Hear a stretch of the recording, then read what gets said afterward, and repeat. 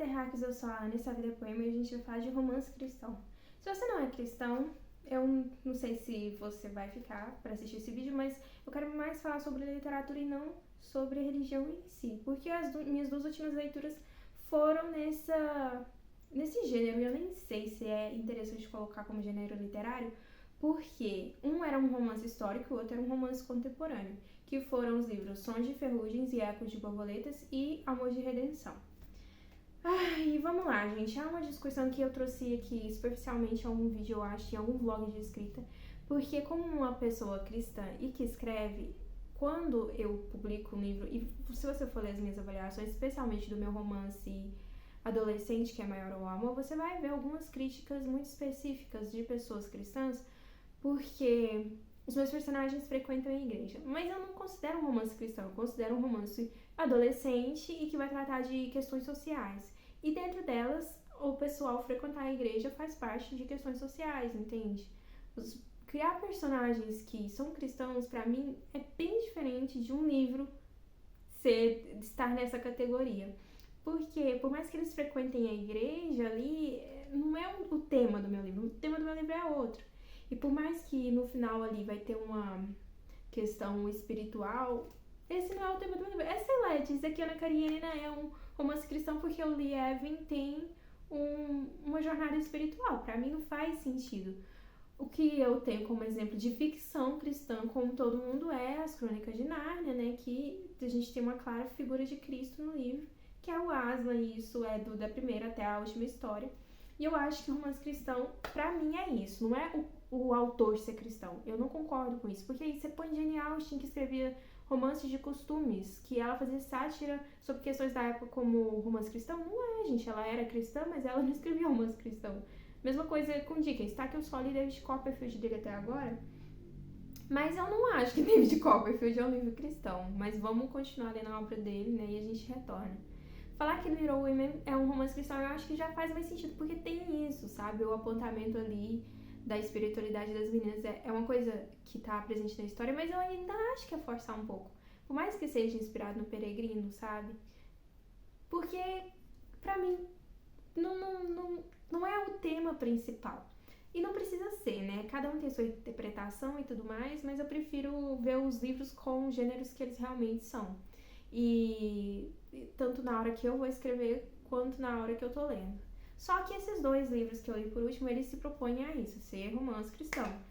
E foi uma experiência, gente, que assim, um deles foi uma boa experiência, especialmente do meio pro final, e o outro foi uma experiência, assim, decepcionante. Por quê, gente?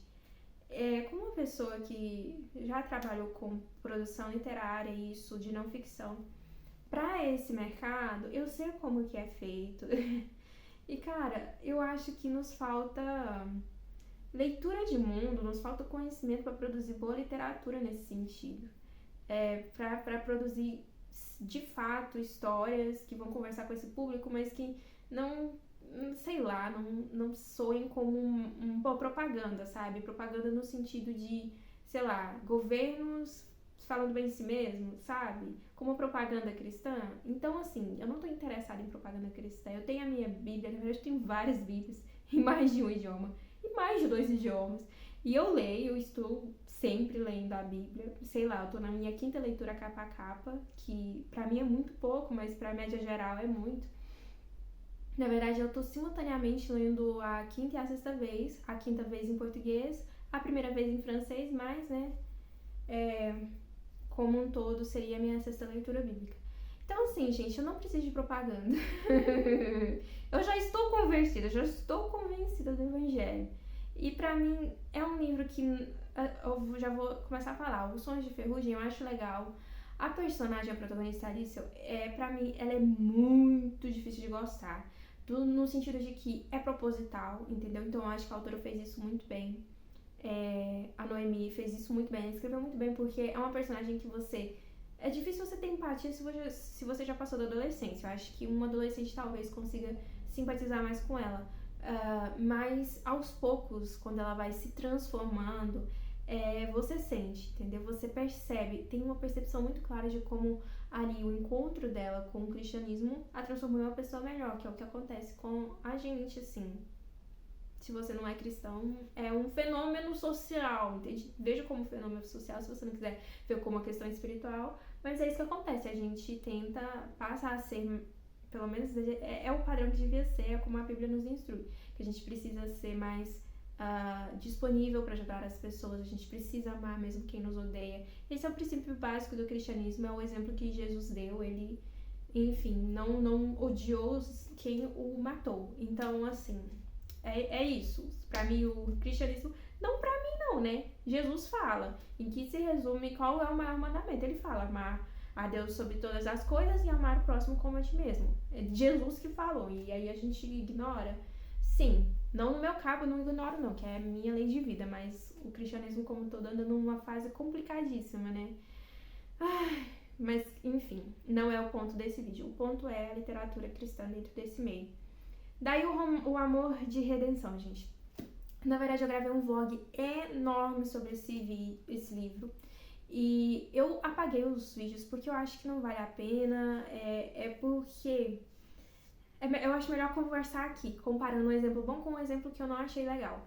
Porque quem lê o livro da Noemi, mesmo que você não seja cristão, você vai conseguir apreciar, entende? E você vai entender a jornada dela.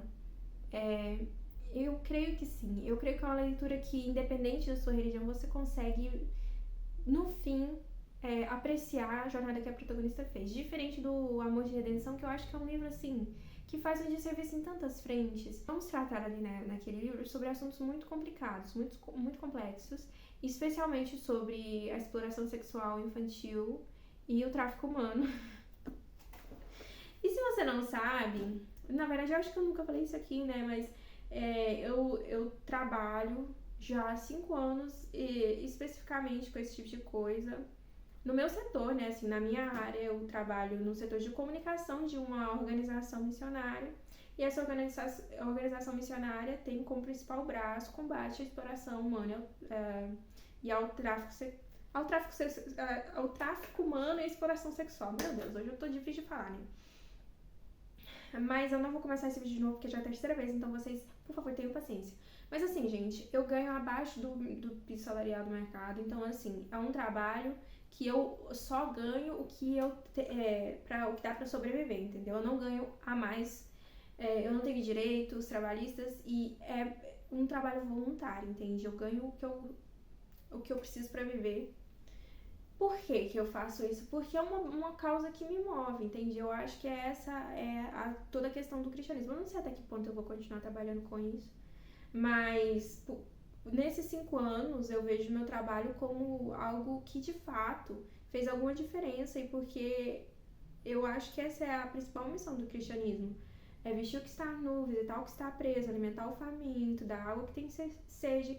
Esse é, como a Bíblia fala, o verdadeiro jejum, o verdadeiro sacrifício que agrada a Deus. Então, assim, é a minha missão de vida. E quando eu pego aquele livro ali, no primeiro capítulo, eles usam a questão da exploração sexual infantil como um plot twist, isso me irritou muito, assim, me deixou muito nauseada, de verdade. Especialmente porque não tem aviso de conteúdo nem nada, o que é desculpável. É um livro escrito nos anos 90 e que explica muito do que tem ali no livro.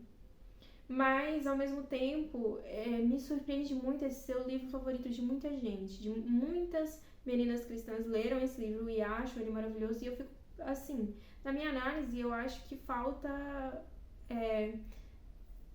catálogo, sabe? Falta leitura pra gente. Porque se isso é o nosso padrão de qualidade, a gente tá lendo muito pouco, entende? Existem livros fora dessa bolha, né? Livros escritos por não cristãos que vão tratar desse tema de uma forma melhor.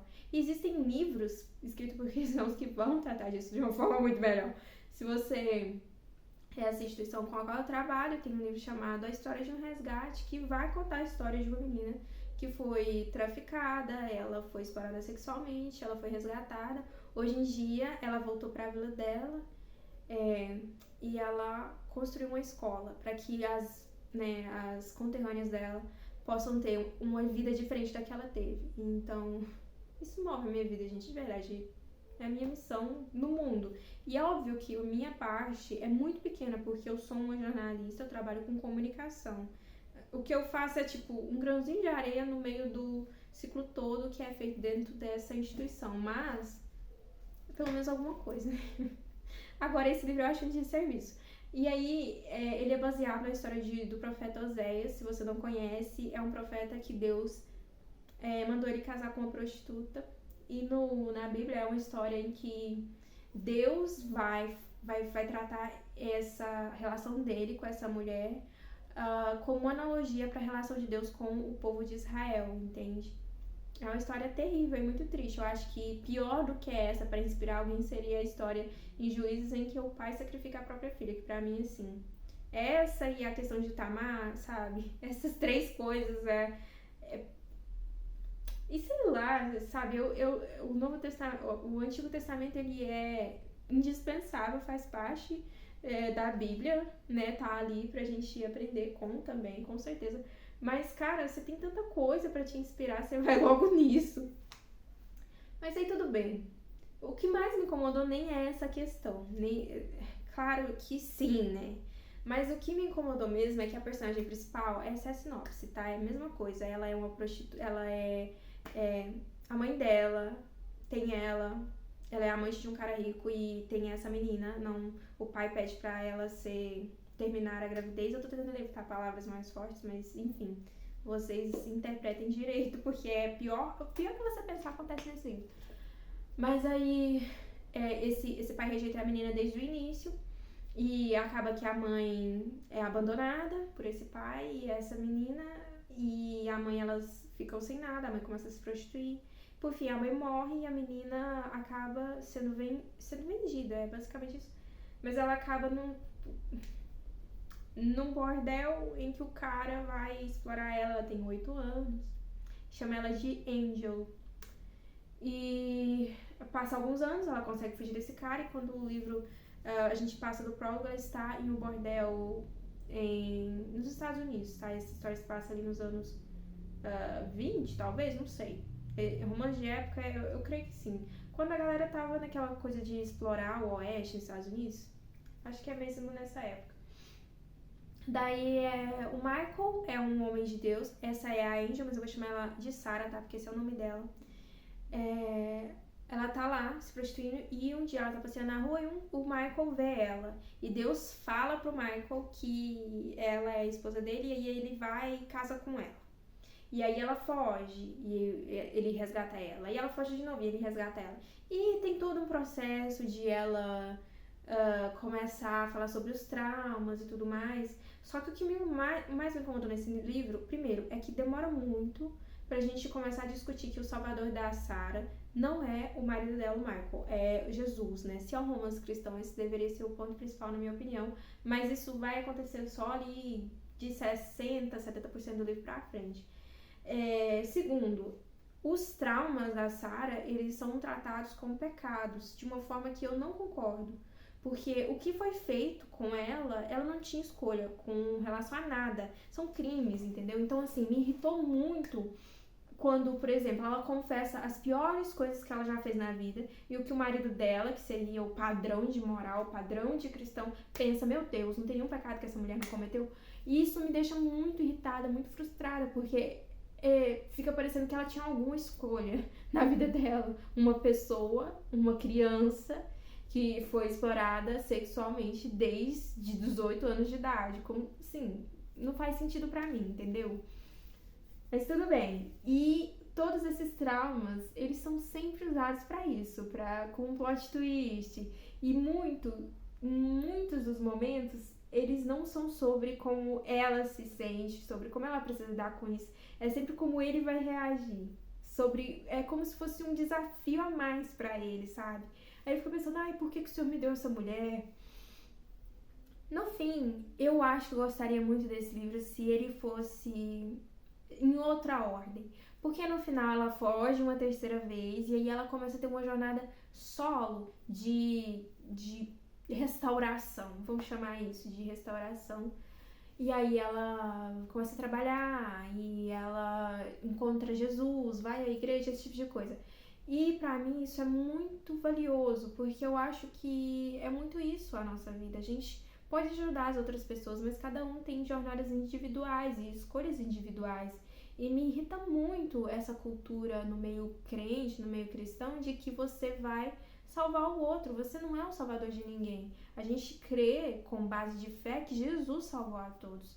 Então me irritou muito isso. O tempo todo. Seria um livro muito bom se no final ela conhecesse o cara, entende?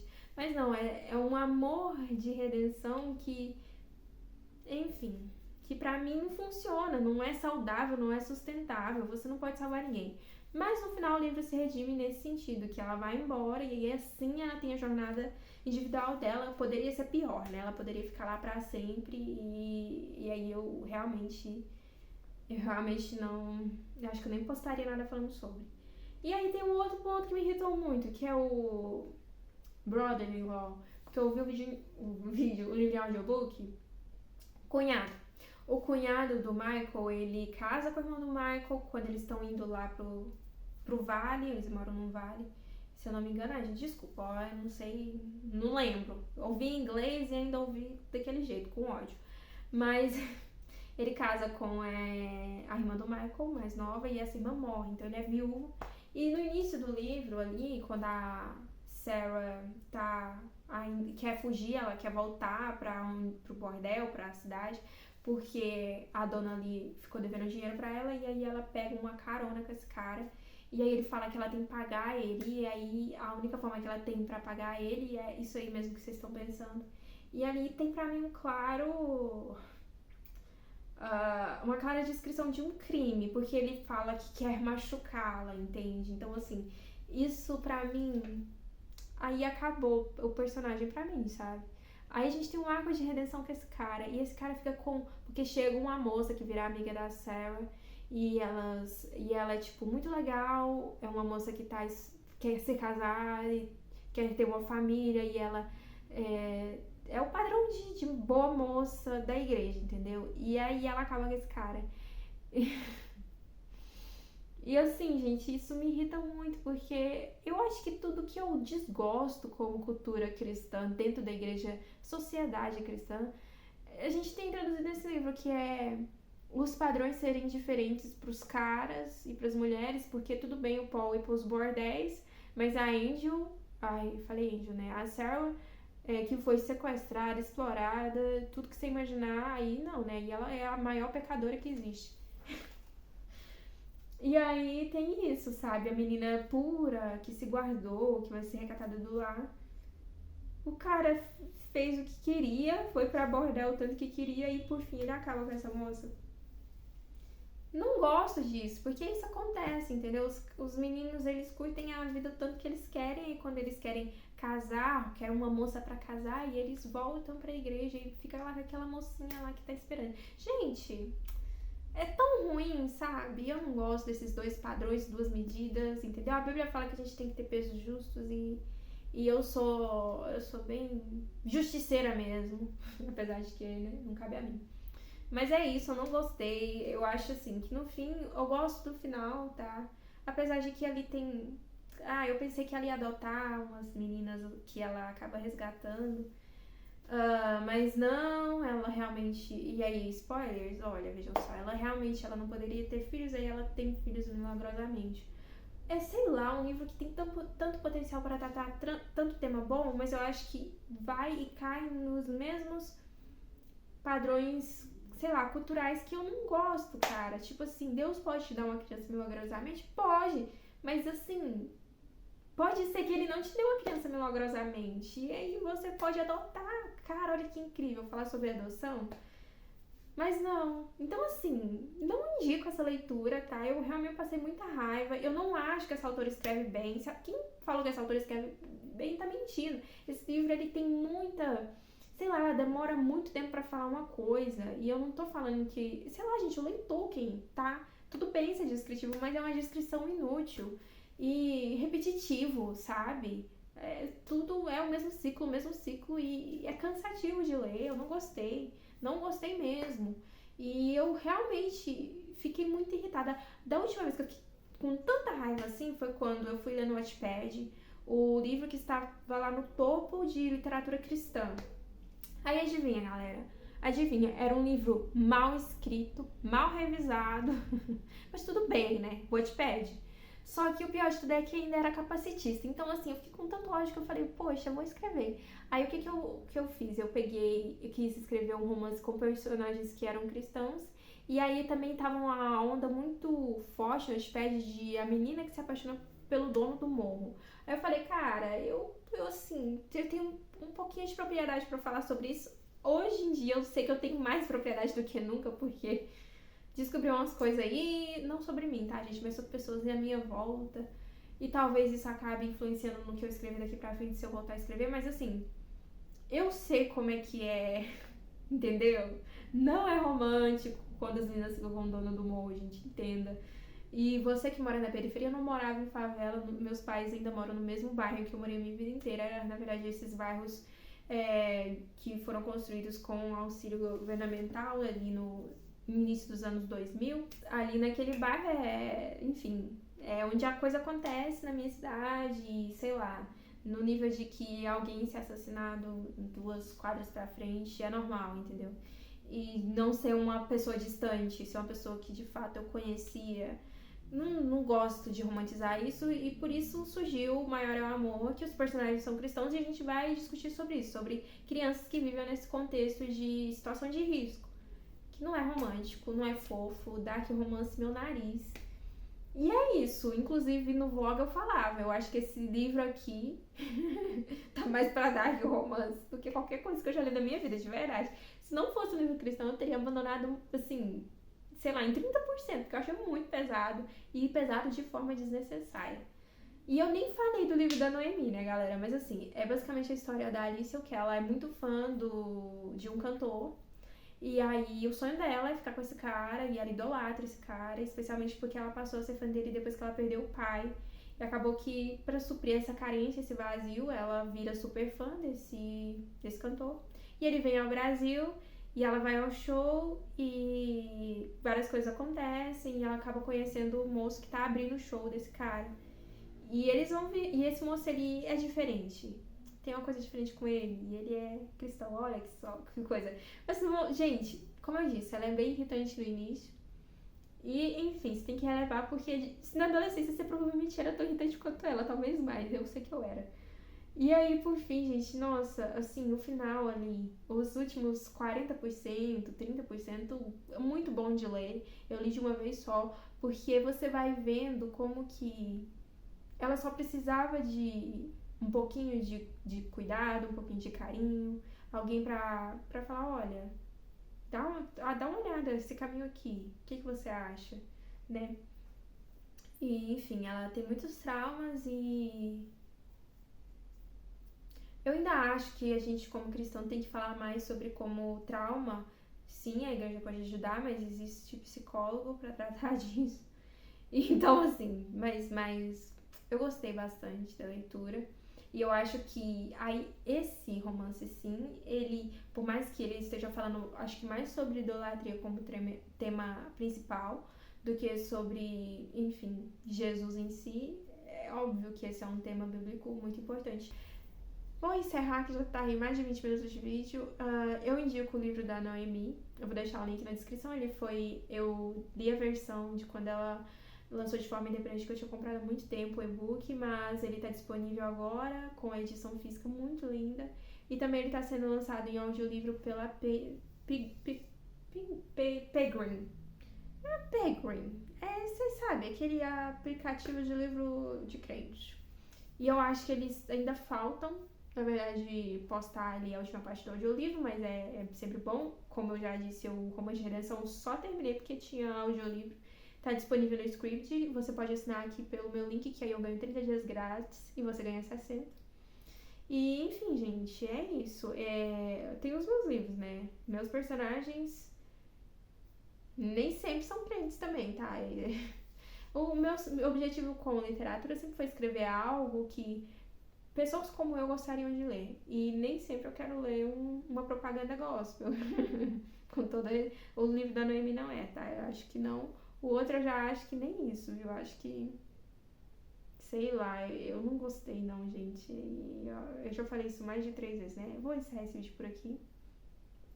E tô satisfeita, tá? Porque o livro da Noemi tava há muito tempo na minha lista, então tô satisfeita, pelo menos que eu li. Eu acho que foi o único livro nacional independente que eu li este ano, que não é uma boa coisa, mas pelo menos é alguma coisa. Se você gostou desse vídeo, curta o vídeo, assine o canal, vejo vocês na próxima. E caramba, eu falo demais, né? Às vezes é melhor até postar o vlog, porque eu acabo falando um tantão de toda forma, né? Mas enfim, até a próxima.